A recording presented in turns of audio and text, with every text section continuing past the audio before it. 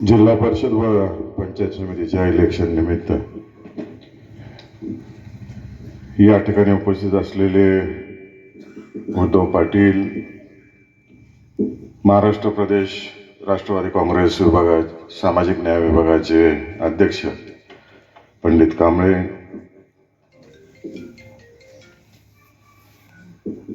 माझे सहकारी डॉक्टर अमोल गाडगे, संतोषजी वारे, देविदास बिर्डे, दादासाहेब वीर, मंचावर उपस्थित असलेली सगळीच नेते मंडळी आणि या ठिकाणी बसलेली सगळी या सोलापूर जिल्ह्यातील रायगावमधील आणि पंचक्रोशीतून आलेले स्वाभिमानी मतदार आणि मला कॅमेऱ्यात पकडायला आलेले सगळे पत्रकार मंडळी,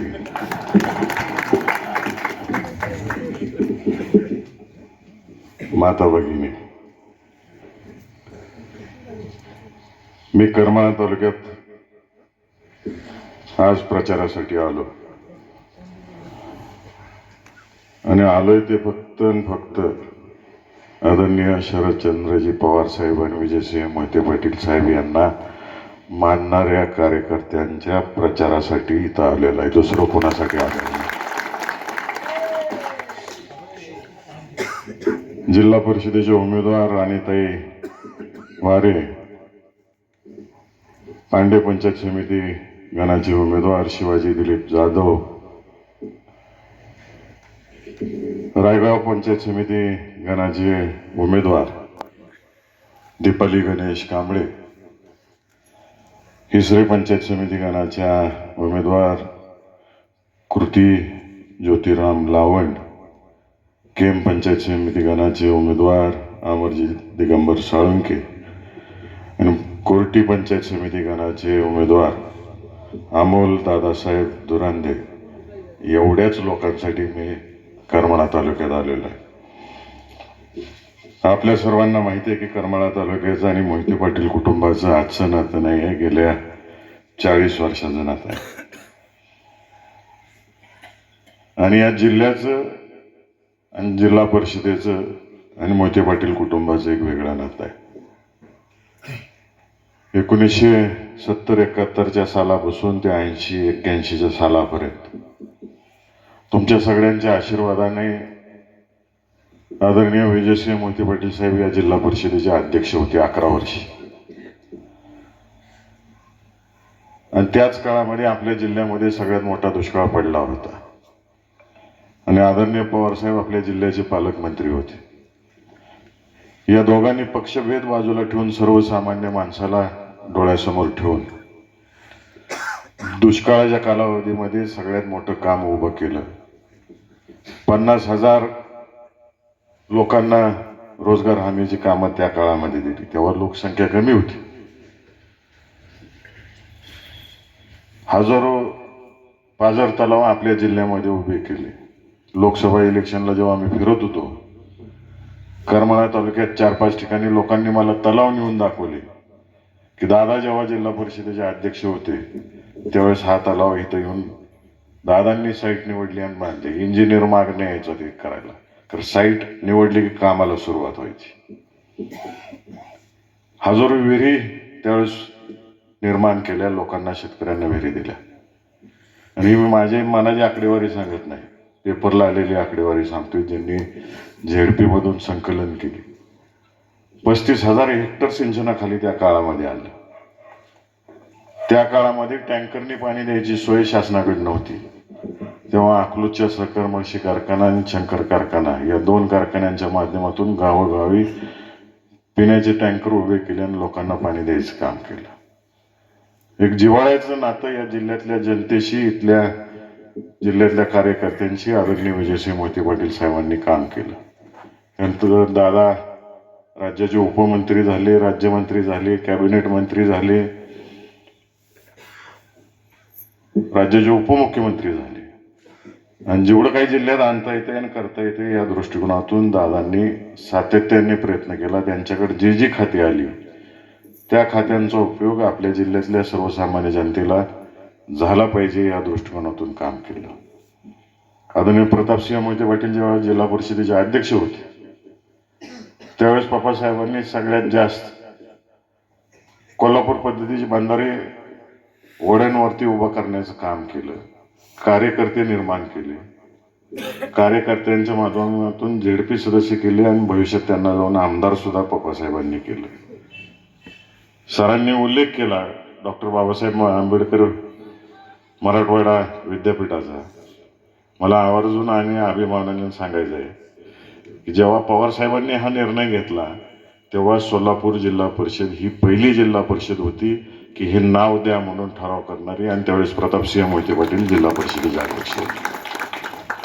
त्यानंतर मदनदादा जिल्हा परिषदेचे अध्यक्ष झाले. मदनदादांनी सुद्धा त्याच पद्धतीनं कारभार बघण्याचं काम त्या ठिकाणी केलं.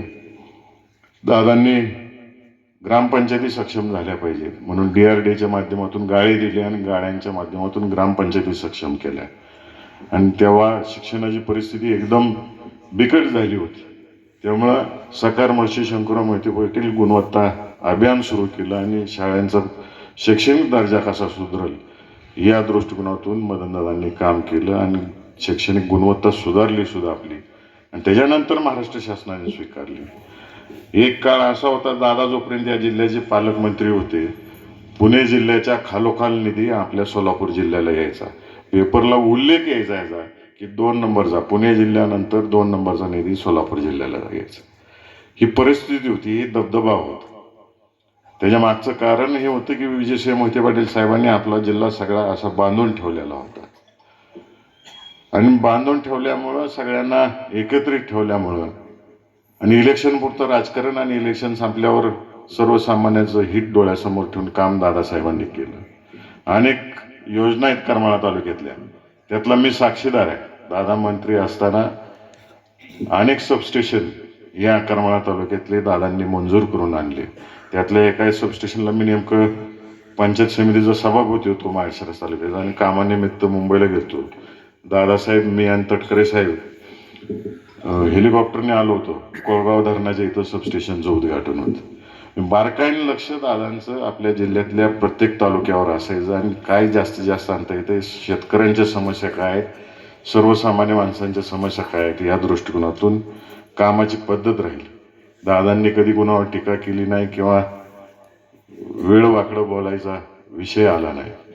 तर दादांचा काळ वेगळा होता, आत्ताचा काळ वेगळा आहे. विचित्र माणसं सगळीकडे फिरताना दिसत आहेत आपल्याला. अनेक मुद्दे मला या ठिकाणी दिलेत, विशेषतः तुमच्या गटामधील काय कामं झाली पाहिजे. तुम्हाला सगळ्यांना आवर्जून सांगायचं आहे की तुम्ही मला जसं खासदार बनवलं, आणि मी जाहीररित्या सगळीकडे सांगतो, सगळ्यात जास्त ताकद कोणी दिली असेल मला खासदारकीला उभं राहायची आणि बंड करायची तर ती केवळ आणि केवळ करमाळा तालुक्याने मला दिली. इथल्या तरुण पिढीने दिली, इथल्या ज्येष्ठांनी दिली.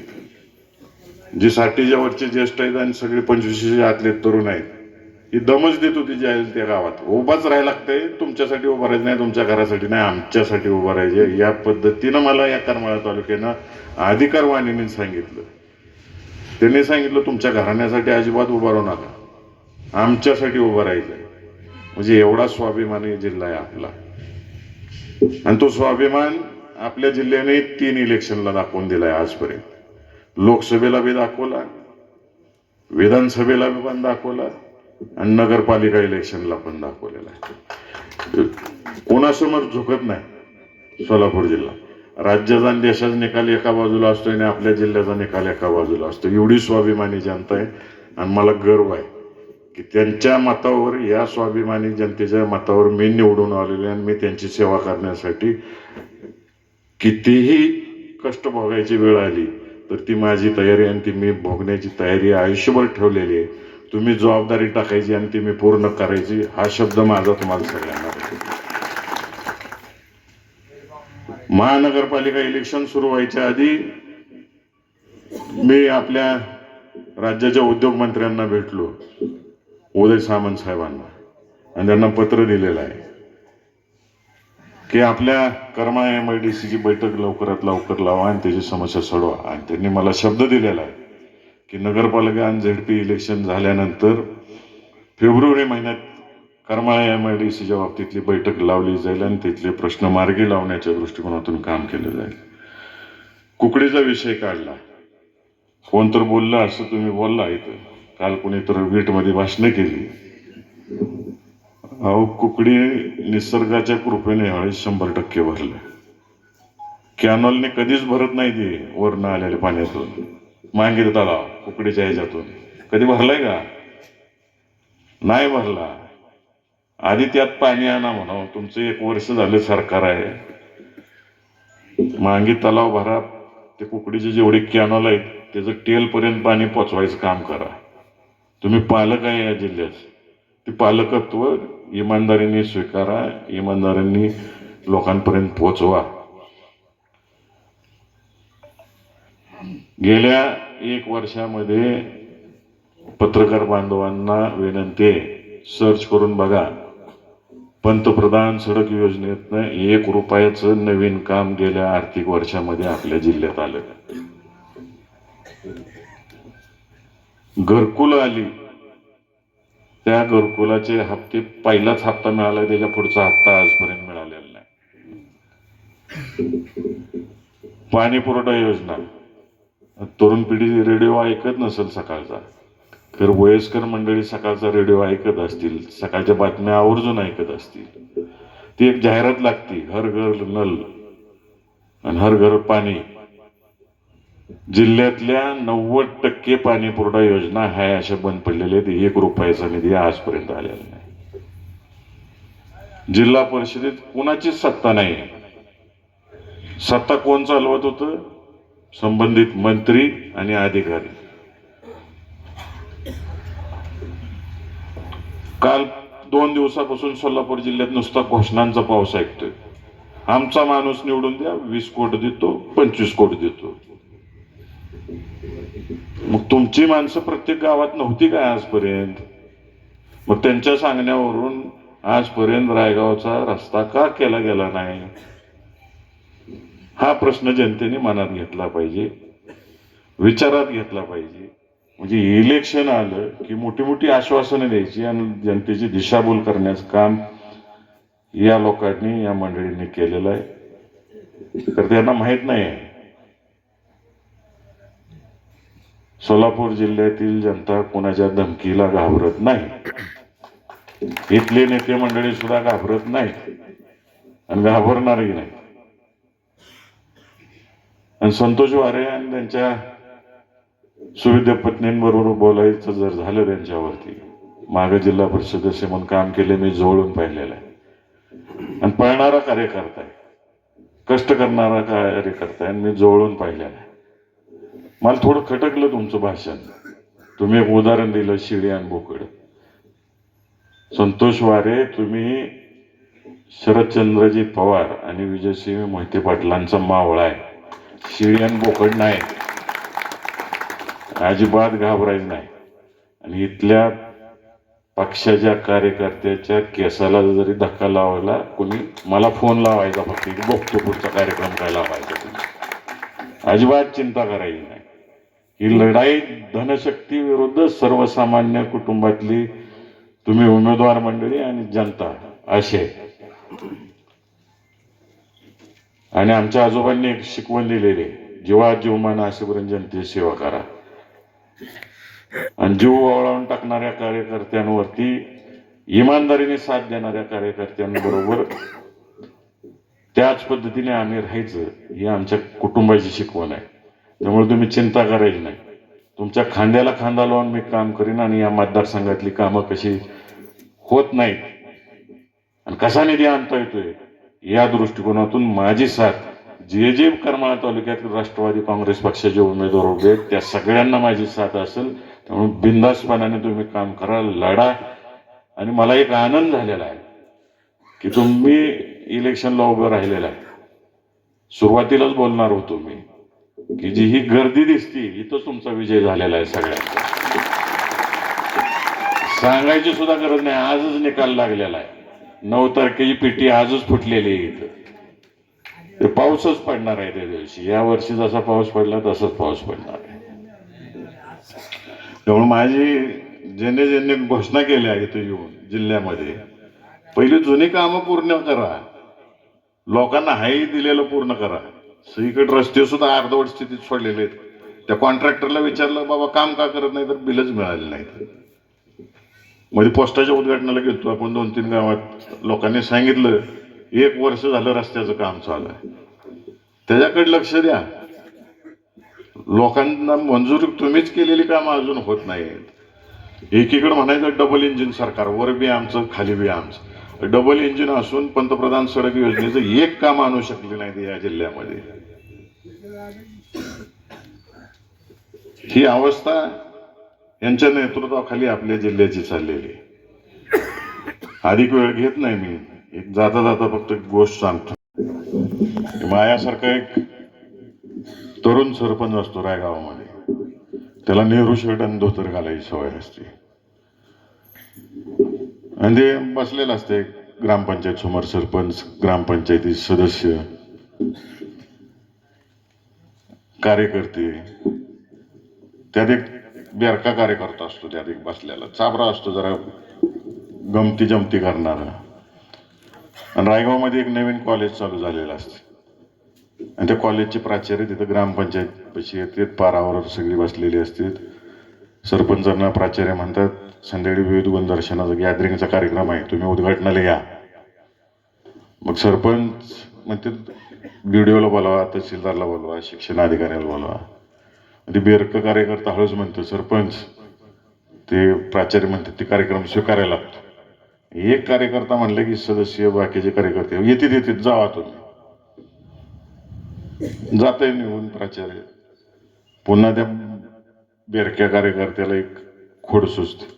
सरपंचाला म्हणते, सरपंच ते प्राचार्य कसा आलता बघितलं का, shirt pant suit boot tie घालून. तिथं कॉलेजची पोरं आहेत, shirt pant jeans T shirt घालणारी, तुम्ही नेहरू शर्ट धोतर घालून जाणार काय तिथं? सरपंच म्हणते, मी आयुष्यात घातलेलं नाही शर्ट पॅन्ट, माझ्याकडे नाही, पण चला नवीन घेऊ. त्याला तसंच गाडीवर टाकतात, करमाळ्याला घेऊन जातात, शर्ट पॅन्ट घेतात, ट्रायल बियल करत नाहीत, तसंच माघारी घरी येतात. घरी आलं की सरपंच जेवण करते, जेवण करून झाल्यावर खोलीत जाते, बायकोला बोलवून घेते, शर्ट घालून दाखवते, पॅन्ट घालून दाखवते. पॅन्ट थोडी लांब झालेली असते. बायकोला सांगते, ती पॅन्ट घ्या, अमुक अंतरावरती कापा, टीप मारा, कपाटात ठेवा. जरा वेळ झाला म्हणजे कापा म्हणून सांगते. बायको म्हणते, धुणी भांडी करायची आहेत मला, तुम्ही तुमच्या लेकीला काम सांगा. ती लेकीकडे जाते, सांगते, ही पॅन्ट घे, काप, टीप मार, कपाटात ठेव. लेक सुद्धा म्हणते, तुम्हीच संध्याकाळी कॉलेजच्या कार्यक्रमाला येणार आहे, तुम्ही आजीला काम सांगा. आजीकडे जाते, आजीला सांगते, ही पॅन्ट घ्या, कापा, टीप मारा, कपाटात ठेवा. आजी सुद्धा म्हणते, मला डोळा लागलाय, तुझं तू कर. ते सरपंच बिचारे ती पॅन्ट घेते, कापते, टीप मारते, कपाटात ठेवून टाकते, आणि गावगाड्याच्या कामानिमित्त रायगावमध्ये फेरफटका मारायला निघून जाते. दोन्ही भांडी झाली की बायकोला आठवण ती आपल्या नवऱ्यानं काहीतरी काम सांगितलंय. ती बायको ती पॅन्ट घेते, कापते, टीप मारते, कपाटात ठेवून टाकते. थोडा वेळ झाला की मुलीला आठवण होती. वडील एवढं लाड करतात, आपण वडिलांचं ऐकलं पाहिजे. ती सुद्धा पॅन्ट घेते, कापते, टीप मारते, कपाटात ठेवून टाकते. आजीबाईचा डोळा उघडतो थोड्या वेळाने. आजीबाई सुद्धा ती पॅन्ट घेते, कापते, टीप मारते, कपाटात ठेवून टाकते. हे बिचारा सगळं रायगाव कोपरा कोपरा हिंडून येते. संध्याकाळी 5 वाजता घरी पोहोचते, हातपाय तोंड धुते, चहा पिते, मस्तपैकी कपाटाकडे जाते. आयुष्यात पहिल्यांदा शर्ट पॅन्ट घालणार असते. शर्ट घालते, नंतर पॅन्ट घालते, पॅन्टची झालेली असते हाफ चड्डी. ही गोष्ट एवढ्यासाठी सांगितली मी, 2009 सालापासून आजपर्यंतचा जर आपल्या जिल्ह्याचा प्रवास बघितला, या जिल्ह्यात अनेक मंडळींनी कात्र्या घेतल्याने आपल्या जिल्ह्याची वाट लावायचा कार्यक्रम केला. जो जिल्हा 2 नंबरचा निधी आणत होता, पुणे जिल्ह्याच्या खालोखाल निधी आणत होता, आज आपल्या जिल्ह्याचा स्वतःचा पालकमंत्री सुद्धा मिळत नाही. एवढी वाईट परिस्थिती आपल्या एवढ्या मोठ्या जिल्ह्याची निर्माण होऊन झालेली आहे. आणि आता कितव्या नंबरचा निधी आपल्या जिल्ह्याला येतोय पत्रकार मंडळींनी उद्या शोधून बघा, गुगल सर्च मारा सगळ्यांनी की आपला क्रमांक कितव्या क्रमांकावरती गेलाय. जो जिल्हा एकेकाळी 2 नंबरचा निधी या राज्यात आणत होता 2009 सालापर्यंत आणत होता. पुन्हा एकदा जी ताकद कळत नाही या लोकांना, विशेषतः पुढारी मंडळींना कळत नाही, नेते मंडळींना कळत नाही की स्वाभिमानी जनता या जिल्ह्यातली, या स्वाभिमानी जनतेनं लोकसभा इलेक्शन आणि विधानसभा इलेक्शनलाच डायरेक्शन दाखवून दिलेलं आहे की आम्हाला जनतेला काय पाहिजे, तुम्ही नीट वागा, प्रत्येकाने कात्र्या घेऊन बसू नका.